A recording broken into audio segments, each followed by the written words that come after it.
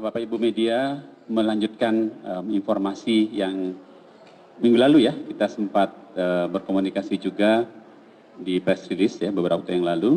Hari ini kami menyampaikan kabar duka, inna lillahi wa inna ilaihi raji'un.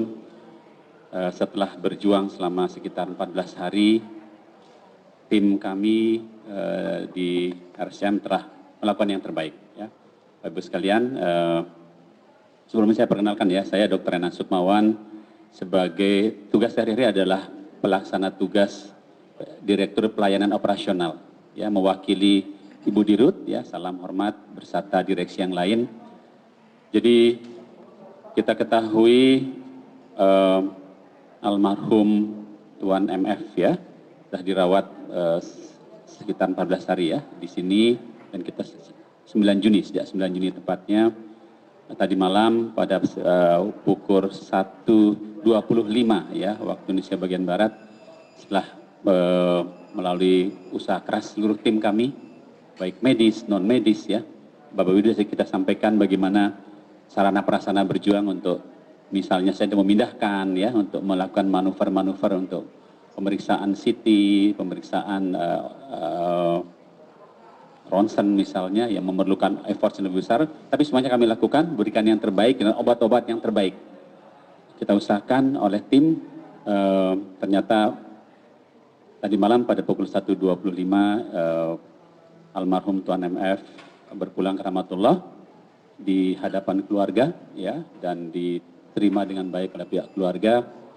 Kemudian pihak RSCM juga terus berkoordinasi untuk proses selanjutnya, baik dengan pihak DKI untuk pemakaman ya, insya Allah rencananya akan dimakamkan di TPU Menteng Pulo pada hari ini dengan pihak keluarga terus secara intens, dan tim pemulasaran jenazah juga sudah melakukan yang terbaik untuk itu.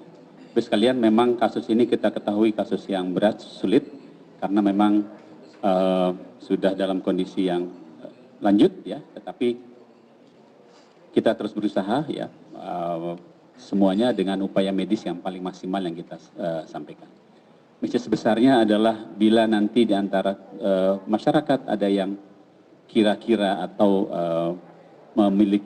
mengenal ya, kalau yang seperti ini kasusnya, agar lebih dini lagi disampaikan ke kami misalnya, kita akan lakukan yang terbaik. Misalnya kalau teman-teman media ketahui ada berbagai tindakan yang bisa dilakukan untuk menurunkan berat badan misalnya ya, dengan operasi dan sebagainya, yang tentu harus dilakukan dalam kondisi stabil, bukan kondisi yang tidak stabil yang mungkin akan memperbaiki prognosis ke depan. Nah, hal-hal itu mudah-mudahan teman-teman media bisa membantu sehingga lebih banyak, lebih dini lagi yang bisa kita tolong untuk kiranya bisa mendapatkan hasil perawatan yang lebih baik ke depannya. Itu barangkali dari kami dan segenap direksi ya, kemudian tim medis yang sudah bekerja, tim teknis, tim penunjang dan lain-lain sampai kepada tim pemulasaran jenazah, tentu mengucapkan belasungkawa yang sedalam-dalamnya kepada pihak keluarga, dan kami terus setiap saat berkomunikasi dengan keluarga untuk menentukan yang terbaik untuk pasien. Saya kira itu dari saya, mungkin nanti ditambahkan oleh di sebelah kanan saya Dr. Arta adalah koordinator tim sehari-hari yang menangani pasien, tim dokternya ya, ada berbagai spesialisasi yang seperti kami sampaikan beberapa hari yang lalu juga terlibat. Ada Dr. Junita Indarti, SPOG, beliau senior sebagai kepala instalasi di rawat inap di gedung A RSCM ini. Baik, itu dari saya. Silakan barangkali Dr. Junita atau... Baik, kami persilahkan media apabila ada pertanyaan yang ingin disampaikan. Tanya Pak, terkait dengan kondisinya Bapak. Ya, saya Averus dari Detik. Ada beberapa hal yang ingin saya tanyakan. Yang pertama mungkin dari kondisinya Muhammad Fajri sendiri sebelum meninggal dunia itu seperti apa Pak? Apakah dalam beberapa hari terakhir sempat mengalami drop atau sempat stabil, dan apakah dia sempat mengeluhkan, ada keluhan nggak sebelum dia meninggal dunia? Setelah itu sebelum meninggal, apakah pasien itu ada dalam tahap observasi atau sedang dilakukan penanganan lebih lanjut? Apa perawatan yang dilakukan, apakah menggunakan ventilator atau bus natrium atau seperti apa? Dan yang terakhir, almarhum juga pada saat pada saat pada saat pemeriksaan dan segala macamnya kan ada didampingi juga dari psikiater ya Pak ya. Dan untuk mengatasi depresi itu seperti apa? Gimana kondisi psikologisnya beberapa hari terakhir sebelum meninggal? Apakah sudah ada perkembangan seperti apa? Baik, terima kasih atas pertanyaannya. Mungkin saya ceritakan dulu kondisi Tuan MF sebelum kondisi sebelum meninggal. Jadi memang sebulan ini kan memang pasien Tuan MF ini memang sudah mulai tidak bisa tidur telentang. Artinya memang sudah mulai ada masalah medis yang cukup serius terkait dengan masalah kardiorespirasi atau masalah paru-paru dan masalah jantungnya. Dan kemudian sebenarnya Tuan MF ini sekitar beberapa bulan yang lalu sudah disarankan juga untuk ke rumah sakit terkait dengan kaki yang sebelah kanannya yang memang ada infeksi. Namun beliau masih belum mau untuk ke rumah sakit sehingga akhirnya kondisinya semakin menurun sehingga beliau dibawa ke rumah sakit. Jadi memang kondisi Tuan MF sendiri saat datang ke rumah sakit kami memang kondisinya dalam kondisi yang tidak baik. Kemudian setelah itu Tuan MF setelah di sini sesaknya semakin memberat sehingga membutuhkan bantuan pernafasan. Nah, bantuan pernafasan dipasang ventilator. Nah, saat dipasang ventilator itu beliau mendapatkan obat-obatan yang namanya obat sedasi karena proses pemasangan ventilator itu adalah proses yang cukup nyeri dan tidak enak ya, sehingga kita harus memberikan obat-obat namanya sedasi. Jadi Tuan MF itu setelah masuk ke RSCM sempat diakses oleh bagian psikiatri, mungkin bukan bagian saya ya. Kemudian setelah itu kondisinya perburukan dan kemudian dengan ventilator sehingga kesadarannya itu kita bisa bilang dalam pengaruh obat, tidak full sadar sekali. Nah kemudian dalam perjalanannya ternyata kita lihat infeksi di kakinya itu semakin berat dan juga ada infeksi di bagian paru-parunya. Nah kemudian infeksi ini kemudian kita bisa bilang menimbulkan kejadian yang namanya shock sepsis yang mungkin sudah dijelaskan tadi ya.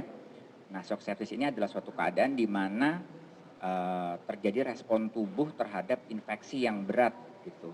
Nah infeksi yang berat ini kita atasi dengan pemberian antibiotik, kemudian ciri-ciri shock sepsis lainnya itu adalah kegagalan organ. Jadi dia mulai gagal organ jantungnya, kemudian pembuluh darahnya, tekanan darah mulai turun, ginjalnya bermasalah juga karena shock sepsisnya, namanya septic aki. Kita kemudian lakukan dengan terapi pengganti ginjal bersama dengan Dr. Pringgo, spesialis ginjal hipertensi. Kemudian berkoordinasi juga dengan dokter lain, dokter pencernaan juga, pencernaannya juga kena masalah juga.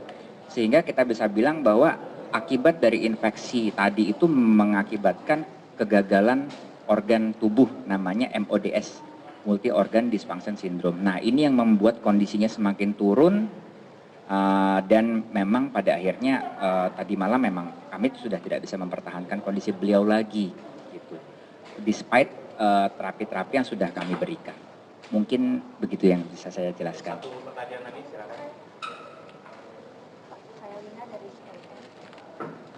Saya Lina dari CNN, izin bertanya Pak, tadi kan dijelaskan ya kalau MF ini terjadi infeksi pada paru-paru dan juga kaki. Boleh dijelaskan Pak, itu infeksi apa dan karena apa itu bisa terjadi infeksi? Kemudian apakah orang obesitas itu beresiko mengalami sepsis kalau infeksi Pak? Terima kasih. Ya baik, terima kasih pertanyaannya. Mungkin ini sebenarnya bagian dokter Diki ya kalau untuk masalah obesitas ya. Saya akan menjelaskan dari bagian saya yang saya tahu. Jadi memang ada kondisi sepsis itu lebih gampang terjadi pada kondisi-kondisi tertentu. Seperti pasien dengan komorbid namanya ini obesitas morbid kalau kejadian pada Tuan MF karena BMI-nya di atas 35, BMI-nya 91, body mass index. Jadi 3 kalinya yang bukan normal, 3 kalinya yang super tidak normal, dia 3 kalinya lagi gitu. Jadi emang benar-benar berat sekali. Kemudian karena memang komorbid itu, maka gampang sekali terjadi infeksi. Saat ini kita mungkin di tubuh kita ini mas-mas semua sama mbak semua kan ke rumah sakit nih, kena kuman rumah sakit semua nih. Tapi kenapa nggak infeksi? Karena daya tahan tubuh kita bagus. Nah sementara pada Tuan MF, karena daya tahan tubuhnya dia sudah turun, Jadi kuman di rumah pun, kuman yang ada di lingkungan pun bisa mengakibatkan penyakit yang berat buat dia. Jadi inilah yang membuat dia gampang sekali terjadi infeksi, dan infeksi itu mengakibatkan kegagalan organ di berbagai macam organ tubuhnya. Mungkin itu. Mungkin melanjutkan informasi, mungkin Bapak Ibu ingat waktu press release yang pertama, jadi memang masuknya sudah ada infeksi. 6 jam setelah masuk ya Dokter Yunita, itu saturasinya turun dan perlu alat bantu nafas. Jadi memang sepsis itu sudah ada sejak masuk, sehingga ketika 6 jam tidak saturasinya turun, maka alat bantu nafas dipasang oleh tim. Ya, setelah itu memang kita berjuang dengan kondisi seperti itu, memberikan yang terbaik dari segi antibiotik, suplai makanan, dan memang untuk komunikasi tentu dengan alat bantu nafas nggak bisa ya, karena harus disedasi dan sebagainya. Dokter Yunita ada sesuatu yang ingin tambahkan? Ya, jadi masuk kan tanggal 9 Juni jam 10, kemudian proses untuk masuk ruangan itu ya jam setengah 12 malam. Nah, kemudian ya tadi yang disampaikan oleh Pak Direktur tadi, Dr. Renan, bahwa 6 jam kemudian terjadi desaturasi, nah kemudian pakai venti. Jadi kalau dipakai ventilator itu kan memang kesadarannya nggak bisa diajak ngomong ya, jadi yang tadi ditanyakan. Nah jadi setelah itu memang kita maksudnya mengusahakan dengan semua obat-obatan yang diperlukan, jadi ada 9 DPJP nih, yang dokter yang terlibat. Nah, dari mulai tadi disampaikan dia semua tadi multi organ kan. Nah, masing-masing dari ginjal hipertensi itu ada, kulit ada, kemudian neurologi semua ya. Jadi ada 9 dokter yang yang terlibat dalam perawatan dari Tuan MF ini, dan juga perawatnya juga khusus ditangkan dari ICU, kan sini nggak ada ICU ya, itu akan khusus, dan alat ventinya juga diturunkan di lantai 1 ini. Jadi memang kita sudah maksimal, dan juga untuk memiringkan kiri kanan itu perlu 20 orang. Jadi kalau tiap pagi kita turunkan beberapa tambahan tenaga untuk melakukan kebersihan ya, untuk mandikan pasien ini. Jadi mungkin itu, dan juga kebutuhan-kebutuhan lain juga disupport dengan baik. Ya, jadi mungkin itu saja yang saya sampaikan, kalau bahwa ini memang sudah optimal, dan Tuhan yang berkehendak lain ya. Jadi masuk memang sudah sudah lanjut, sudah berat, sudah dengan gagal nafas. Ya. Ada Mungkin untuk saran untuk masyarakat Pak. Ya, saran untuk masyarakat sama seperti yang kita sampaikan waktu yang pertama, yang disampaikan oleh Bu Dirut waktu itu, bila ada kasus serupa ya, dengan komorbid seperti ini, dengan berat badan yang luar biasa, biasanya memang potensi untuk menjadi berat ketika ada penyakit-penyakit lain ya. Jadi kalau ada yang seperti ini, tolong bisa komunikasi dengan RSM, dibawa kemari, dirujuk kemari. Ya. Ini udah ada berapa kasus ya, 2-3 kasus seperti ini. Sehingga kalau lebih dini banyak pilihan-pilihan yang bisa kita lakukan ya. Karena yang namanya obesitas itu juga nanti kedepannya memudahkan diabetes. Ini kebetulan sudah naik gulanya ya, sudah masuk ya, kemudian yang lain-lain. Jadi silakan dirujuk kemari, bisa pakai BPJS ya. BPJS pasien ini penanganannya dengan JKN. Jadi kita sebagai rumah sakit pemerintah siap untuk menangani lebih dini, maka hasilnya insya Allah akan lebih baik, dan lebih banyak yang opsi yang bisa kita lakukan sebelum komplikasi-komplikasi seperti ini terjadi. Kira-kira gitu Pak ya. Terima kasih. Baik, terima kasih teman-teman media. Penyampaian dari kami RSCM dirasa cukup. Selanjutnya ada permintaan juga dari pihak keluarga, Bapak Ibu media, untuk proses penyampaian informasi cukup kita akhiri sampai di sini. Terus kemudian tidak ada peliputan lanjutan juga dalam prosesi pemakaman terhadap almarhum, karena ini bagian daripada privasinya keluarga. Kita perlu menghargai itu. Keterangan yang Bapak Ibu peroleh pada hari ini silakan diolah menjadi pemberitaan di media masing-masing. Kami ucapkan terima kasih. Sekali lagi, Assalamualaikum warahmatullahi wabarakatuh. Terima kasih. Selamat siang. Assalamualaikum warahmatullahi wabarakatuh.